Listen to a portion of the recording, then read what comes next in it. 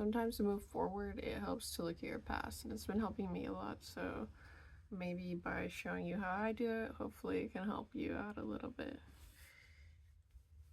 Around this time last year was January 10th, and California winters are pretty mild, so it was high 50s.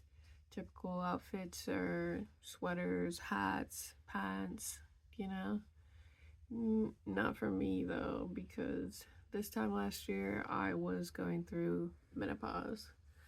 2 months prior to January, I had been diagnosed with a fibroid, and pretty much that's just a tumor that grows in your uterus, so only women can get them. Mine had grown to be the size of a grapefruit, so in order to try and shrink it, they gave me a shot of Lupron, which lowers my estrogen and chemically induces menopause. Hooray for me. I have been feeling extra stressed in general before I even found out I had a fibroid. 6 months prior to this, I got discharged from the Air Force for mental health reasons. My anxiety and my depression had gotten so bad that I stopped being able to handle day-to-day experiences, just like going to meetings. I couldn't handle it. I thought magically when I left that environment that I'd be cured. I was not. But life doesn't wait for anyone. So when I left that environment, I tried to figure out what I was supposed to do with my life. Like, bills are still gonna be billing. I still have to pay things. I needed to either find a job or go to school, figure out what I was gonna do. A lot of people kept asking me what I was gonna do, and it was like I was back in high school trying to figure out what I was gonna go to college for. And I landed on data analytics. I thought it would be a good career for me because it would have a lot of remote positions, and I thought I could handle my mental health as long as I was sitting at home, you know? I couldn't handle my mental health in the classroom, so never made it to graduation to be able to get a remote job to sit at home. That little magical wand I thought that was gonna wave and fix all my mental health issues once I got out of the military didn't work. So I found myself having anxiety attacks going to class, like interacting with professors. It just wasn't working out for me. Also at this time, I started doing ceramics, which I actually found a love and passion for. And I thought, okay, well, I can spend hours doing this thing, so obviously, and I'm good at it, so I should use this gift I have and profit off of it. Like, that's, I found that, you know, not every gift you have should be made into a business. A lot of pressure gets put on when you start trying to make money instead of just letting creativity flow freely. But needless to say, still pushing on with the creative business, still trying to sell ceramics. Just had to rewind a little bit. That comes with looking backwards and just saying that, hey, maybe you should slow down. When I got discharged from the Air Force, that should have been my first signal to slow down.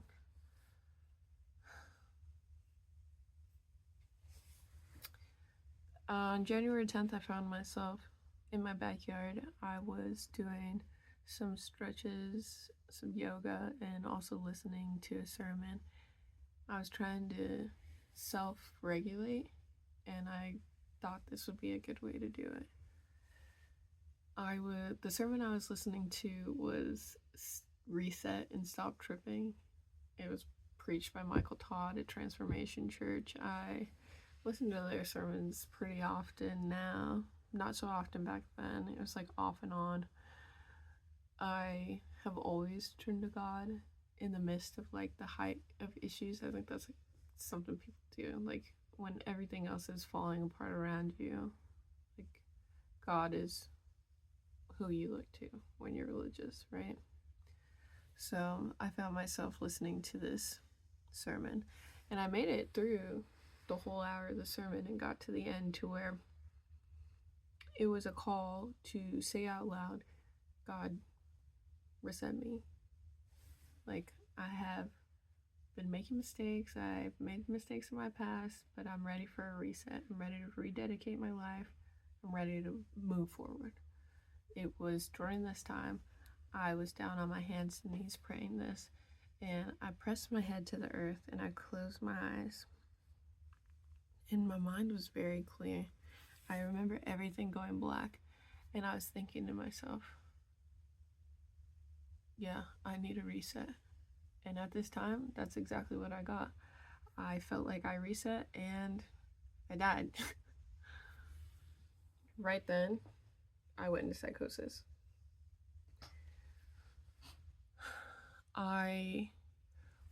When I was down there closing my eyes and praying, I thought I had sank into the earth. I thought I had become one with the earth. Like, I just thought I fully immersed myself and that my life was over, like that I died in the backyard. So when I opened my eyes and got up, I didn't think that this was the same reality anymore. I then decided, well, since I died, I should go looking for my creator, God. So then I left out of my backyard, went through the side gate, and started walking through the streets looking for God and yelling for God. Like, God, where are you?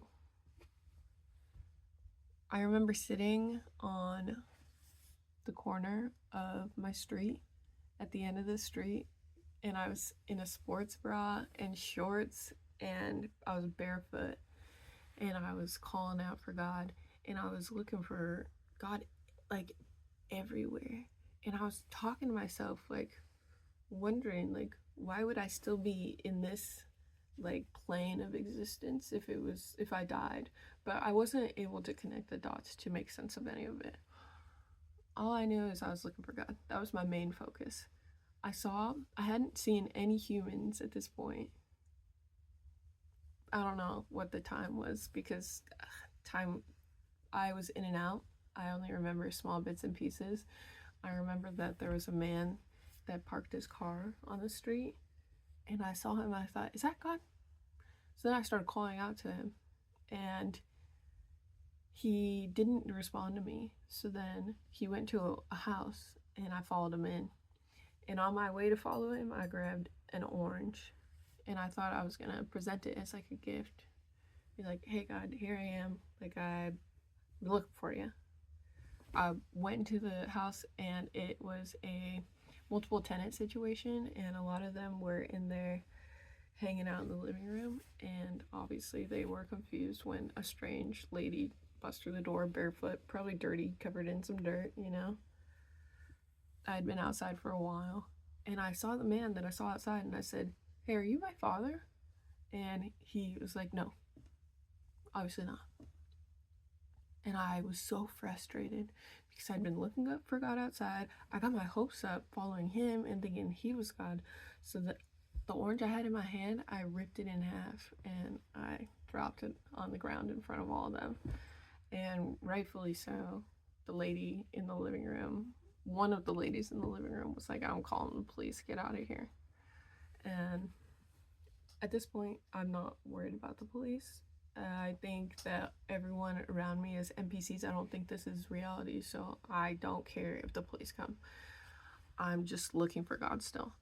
But I don't mind that she asked me to leave, and I walk outside and I sit down, and I'm sitting there and I'm waiting, and then one of the other residents came outside to talk to me and be like, hey, what's going on? Because obviously, like, wires are not crossing the right way. And he found out that I lived literally 1 block away. So he was like, hey, let me walk you home. And I said, okay, yeah. We start walking, we get to my house, and I refused to go inside because I thought if I went inside my house that I would die again. I thought if I saw the familiarity of my backyard that I would fall back into the earth where I had literally just woken up from after dying, and it didn't make sense, okay? But that's what I thought. So I sat down in my front yard, and at this point, some of my other neighbors who actually knew me saw me talking to this guy and were were like, what's going on? Because I mostly keep to myself. I'm not sitting out in my front yard saying hi to people. So they stop and they ask, hey, what's going on? I tell them, I'm looking for God. It's not a big deal, just looking for God. And they're confused. And I just cannot be bothered. I start yelling, God, where are you again? Yelling like at the top of my lungs. And it's scaring a lot of people, which I understand. And I still can't find God. I live by a creek, so I thought God, nature, 1 + 1 = 2. If I can find God in nature, he'll probably be by the creek, you know? So then I go to the creek. And while I'm at the creek, the people that were talking to me in my front yard follow me to the creek. And I start rolling in the dirt there because I think that, like, hey, maybe if I get a little closer here, maybe then I'll find God. I gathered a crowd at this point, and throughout this time, once the neighbors that actually knew me, they knew my partner as well. They called my partner, and he was at work at the time, and they called him to come home and help me. And it was perfect timing that he showed up. He showed up right before the police showed up, and he was able to put his arm around me and walk me home. I didn't want to go home because I didn't want to die again, but I trusted him enough to let him take me inside and essentially be like, okay, if I die, I die.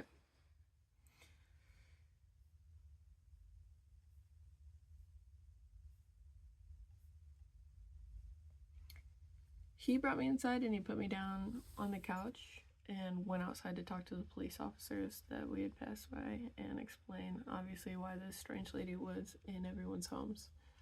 I remember being on the couch and just hugging my legs and rocking and asking myself, is this real? Is this real? Over and over. At one point, it slowly stopped being a question and then started being a statement like, oh, this is real. And I came down out of it. I can't explain like how I came down, but I came down and I knew, oh, I had just like lost my mind. Like I just lost control of my body. I lost control of my mind. Like I wasn't connecting. Like I just didn't understand. And then once I came back and I realized that this was reality, that's when it was even harder to explain, because I went to the ER afterwards. I called the VA crisis line, and that's what was recommended to me. And I went to the emergency room so that they could do a CT scan and a drug test, because my partner at first was like, oh, this has to just like be a bad like mushroom trip or something, but I hadn't been taking like crazy amounts of mushrooms to be tripping or anything like that. And I was smoking weed at the time, but it's not like it wasn't like I was like trying to push my limits or do a crazy amount. It wasn't anything out of the ordinary, which I'm kind of thankful for like now afterwards, because obviously I have the drug test to prove like, oh, okay, so there wasn't anything like that wasn't expected in my drug tests. CT scan came back normal. It ended up being chalked up to stress from PTSD, like psychosis induced from stress. People say, oh, you don't notice how stress can affect your body until it actually does. And I ignored all of that until this happened to me. That day, there was a version of myself that did die in my backyard. And I think it's only now, like a year later, looking back, that I can realize, like, oh, I was burning the rope at both ends, and that's how I had gotten myself into that position in the first place. That was one of the most stressful times of my life. I had artificial menopause. I had surgery looming for that fibroid that I was in menopause for. I was trying to write and journal to heal from years of trauma that I'd never addressed. I pretty much failed at going to college, and my partner, we were fighting all the time. I needed someone to help me carry the weight of all these huge life transitions I had, and he actually sent me to his father literally in December, right before this happened, to talk about my finances because he wasn't willing to sit down with me. And it was like he was treating me like a child that couldn't be trusted with my own money. I don't know. He became someone who started adding to the stress instead of easing it. And I can't put like this on him. I have noticed this pattern in myself over the years that I abandon myself often for other people. I put their needs above my own, and I come up short. I always back myself into a corner, just like trying to make everyone around me happy, not listening to myself, and I call that love.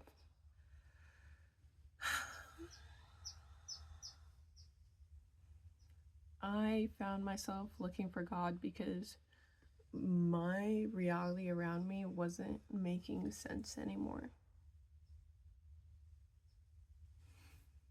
I was imploding, and emotions that I had been holding over the years and just ignoring came just flowing out of me. And the person I was pretending to be, the person that had it together, the person that like was willing to sacrifice literally their own body to be successful, it just wasn't me, and it wasn't sustainable. I think that past version of me died because that shell of myself, the person that I had to be in that moment, like finally cracked open. This past year after January has been all about survival. And it's also been about digging, trying to find that inner person in me that was there before all the trauma, all like the person that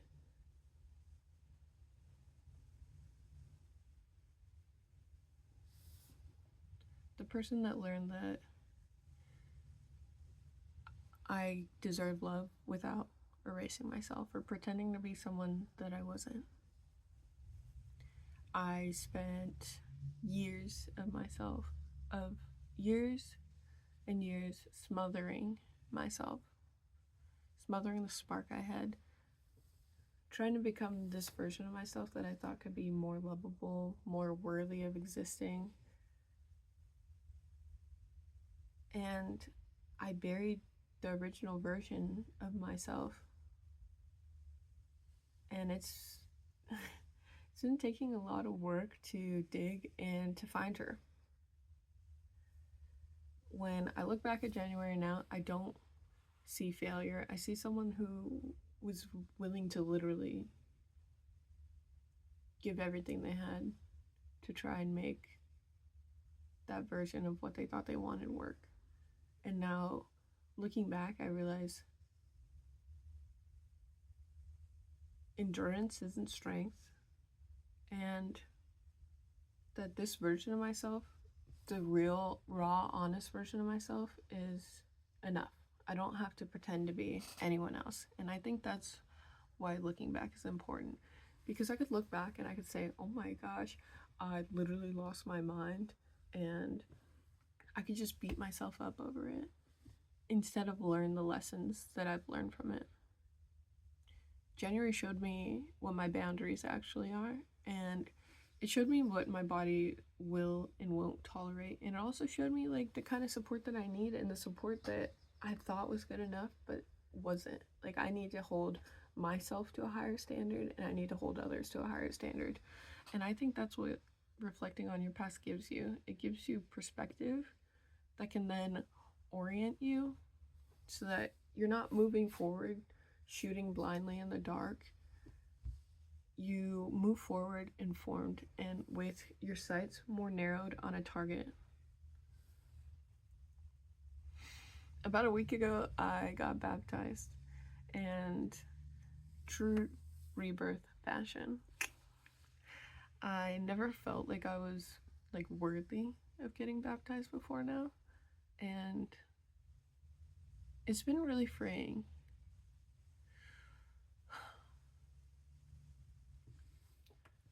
Back in January, when I got on my hands and knees praying and pressed my face to the earth and thinking that I died, I feel like a version of myself really did die. And I feel like it's like true rebirth that's been happening. And I feel like rebirth doesn't happen in just like one triumphant moment. Oh, poof, poof. No. It happens slowly. I've been working really hard over the past year. And it's getting your hands dirty, and it's trusting that somewhere underneath all the weight of life that there's still this seed that deserves to sprout and blossom and grow. I think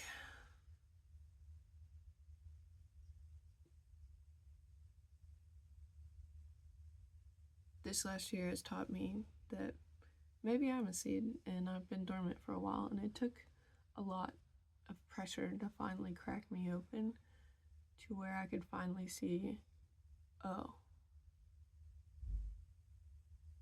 this is what I need.